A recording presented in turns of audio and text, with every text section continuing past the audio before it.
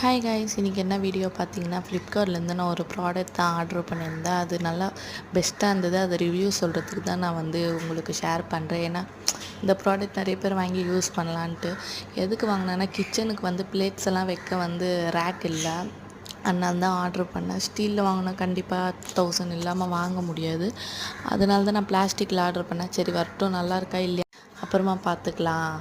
எனக்கு தெரிஞ்சு பெஸ்ட்டாக தான் இருக்கும்னு பண்ணேன். நிஜமாக பார்த்தா ரொம்ப பெஸ்ட்டாக இருக்குது. இந்த ப்ரைஸுக்கு இந்த குவாலிட்டி எல்லாம் ரொம்பவே நல்லாயிருக்கு. மேலே பிளேட்ஸ் வைக்க, கீழே இந்த பாக்ஸ் டப்பாலாம் அதெல்லாம் வைக்கலாம்.